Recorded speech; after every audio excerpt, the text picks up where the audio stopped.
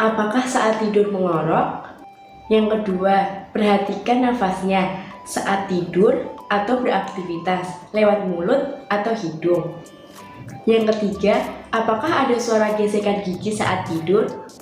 Yang keempat, apakah nafasnya bersuara atau tidak saat tidur?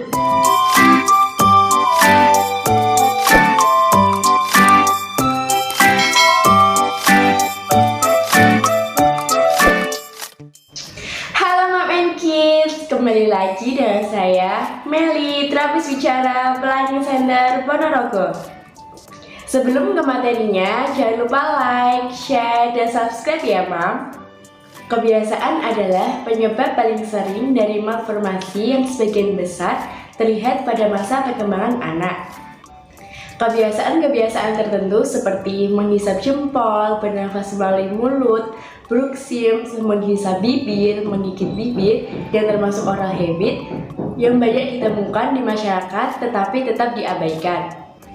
Oral habit merupakan pola perilaku yang dilakukan secara berulang dan spontan secara tidak normal pada rongga mulut sehingga mengganggu fungsi rongga mulut. Yang selanjutnya ada beberapa oral habit. Yang pertama, menghisap jempol. Secara natural, bayi memiliki kebiasaan ini sejak kandungan. Dengan ini, bayi merasa nyaman dan aman. Maka dari itu, ketika bayi merasa stres atau mau tidur, bayi suka menghisap jempol. Kebiasaan ini akan berhenti di usia 6-7 bulan atau 2-4 tahun. Menghisap jempol mempengaruhi gigi dan rahang, tergantung frekuensi, intensitas, dan berapa lama kebiasaan ini dilakukan. Harus dihentikan saat berusia 3 tahun atau maksimal saat gigi permanen mulai tumbuh. Jika umur 3 tahun masih berlanjut, akan mempengaruhi lengkung rahang yang menyempit, gigi rahang atas maju ke depan, gigi tak terbuka, dan jarak gigit yang lebar. Yang kedua, bernafas melalui mulut. Penyebabnya gangguan pada saluran pernafasan dan kebiasaan. Deteksi awal yang pertama, apakah saat tidur mengorok? Yang kedua, perhatikan nafasnya saat tidur atau beraktivitas lewat mulut atau hidung.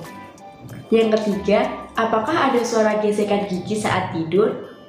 Yang keempat, apakah nafasnya bersuara atau tidak saat tidur? Bernafas melalui mulut mengakibatkan susunan gigi yang tidak rapi. Yang ketiga, bruxism, yaitu suatu kondisi menggemertakkan, menekan, atau menggesekkan gigi atas, bawah, kiri, kanan secara tidak sadar. Gejalanya yang pertama, terdengar suara gemertak saat tidur. Yang kedua, sakit pada sendi rahang saat bangun tidur. Yang ketiga, gigi retak. Yang keempat, sulit membuka mulut. Dan yang kelima, gigi menjadi sensitif. Yang selanjutnya, penyebab. Yang pertama, stres. Yang kedua, malnutrisi. Yang ketiga, alergi. Yang keempat, tambalan yang kurang baik. Yang kelima, lebar rahang atas dan bawah tidak sama. Yang selanjutnya, lip habits. Yang pertama, menghisap bibir. Menghisap bibir merupakan kebiasaan abnormal yang dilakukan secara terus-menerus, baik secara sadar maupun tidak sadar. Umumnya dilakukan pada bagian bibir bawah. Kebiasaan menghisap bibir seringkali memunculkan kebiasaan buruk baru lainnya, seperti menjulurkan lidah. Penyebabnya faktor lingkungan dan faktor psikologi. Yang kedua, menggigit bibir merupakan kebiasaan yang dilakukan berulang-ulang pada bibir bawah. Menggigit bibir akan menyebabkan gigi atas bergerak secara abnormal. Akibatnya adalah penonjolan gigi depan rahang atas, retrusi gigi anterior rahang bawah, dan open bite anterior. Berikut ini cara mengurangi kebiasaan buruk pada oral. Yang pertama, membicarakan dengan orang tua untuk menghentikan kebiasaan anak. Yang kedua, mengurangi stres pada anak. Yang selanjutnya, mengalihkan perhatian anak agar anak tidak melakukan kebiasaan buruk. Selanjutnya, memberi kesibukan pada anak agar anak lupa pada kebiasaan buruk orang.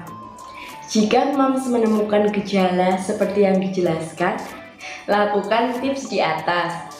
Jika belum ada perubahan juga, maka perlu dilakukan konsultasi dengan ahli yang tepat ya mam. Sekian video kali ini. Jika ada yang ditanyakan, silahkan komen di bawah. Terima kasih, sampai jumpa.